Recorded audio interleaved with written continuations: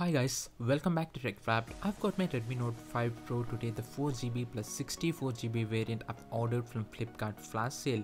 Just like every time, the same worst packaging from Flipkart. You get phone box in a bubble wrap with the polythene Flipkart branded cover on top of it. That's it, there is no other protection. Irony is that Flipkart and Amazon always tend to send shampoos and face wash in a cardboard box, but they always prefer a polythene cover for high cost items like mobiles. Okay, that's fine. Getting onto the mobile box, apart from packaging bubble wrap, there is also a thin layer of plastic sheet on top of the box and there's a seal on top right corner. In case if you don't have the thin plastic cover or the seal, then you got an used item. On the box, we have the promotional pictures on front with the Redmi Note 5 Pro logos on left and right. There's nothing on top and bottom. On the back, we have the device specifications. The box contains phone with micro USB 2.0 cable, charging adapter, SIM ejector tool and a clear soft case. The price quoted on the box is 15,000, but I got this from Flipkart for 14,000, the black color one. The SAR limit mentioned on the box is 1.6 watts per kilogram, and for head it is 1.188 and for body it is 0.334. So that's it, let's remove the seal and unbox the phone.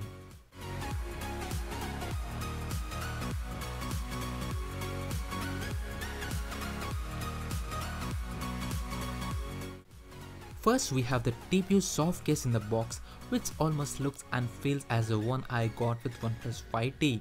Next we have the Redmi Note 5 Pro itself. Let's keep the phone aside for the moment and see what else we have in the box. We have some documentation, manual and warranty card, a 5V 2A normal charger, a micro USB 2.0 cable and a tiny SIM eject tool. There are no earphones included in the box. If you guys are wondering, this is made in China variant. The box has this info and also the phone has a tiny sticker saying so on the lower bottom back. Coming back to the phone, on the front we have a 5.99 inch IPS LCD 18:9 FHD plus panel. On the back we have a dual 12 megapixel plus 5 megapixel setup with a fingerprint sensor and a Mi logo at the bottom. The back of the phone gives a feel of Xiaomi Mi A1 as both phones share the same materials. Redmi Note 5 Pro feels slightly heavier at 181 grams.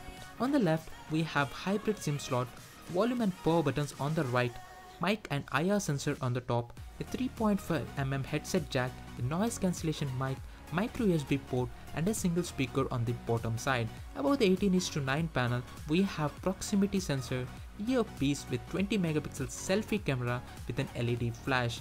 Below we have nothing, we only have on-screen buttons now. Let me quickly remove the protective layer on front and back and switch on the phone so that we can have a look on how the installation setup looks.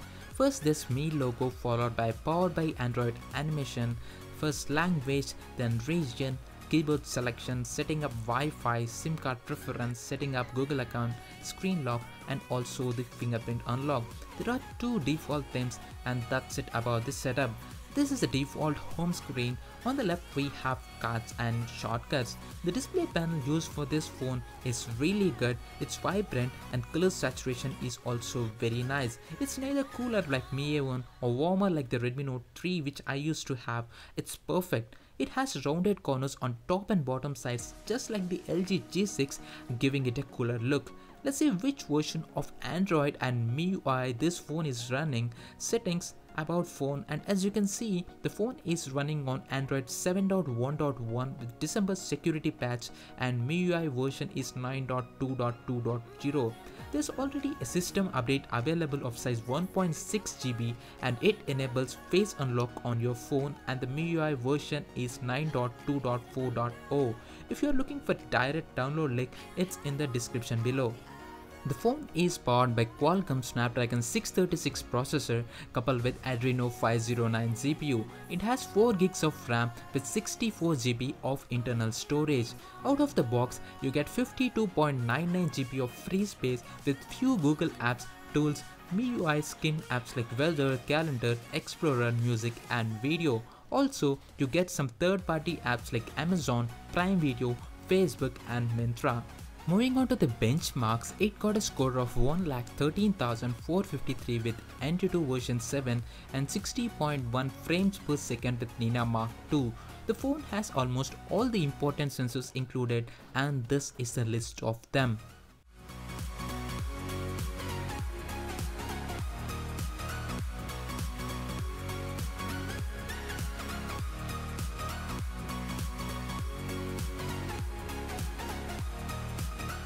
Let's do a quick fingerprint test with Redmi Note 5 Pro and Xiaomi Mi A1 and see how fast Redmi Note 5 Pro unlocks the phone compared to Mi A1. As you can see, there's about half a second difference in time between Mi A1 and Redmi Note 5 Pro. The Pro unlocks the phone much faster and it is noticeable, but OnePlus 5T is slightly faster, like 1/10 or 1/28 of a second, and it is very much negligible. I also did a sound test with Redmi Note 5 Pro and Xiaomi Mi A1, and these are the untouched samples of both phones.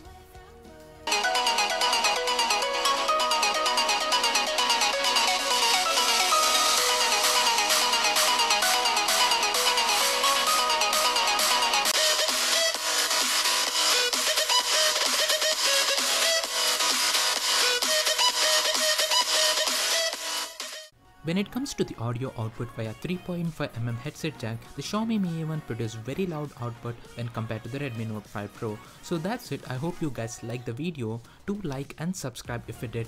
Thanks for watching. Bye bye and see you soon in the next video.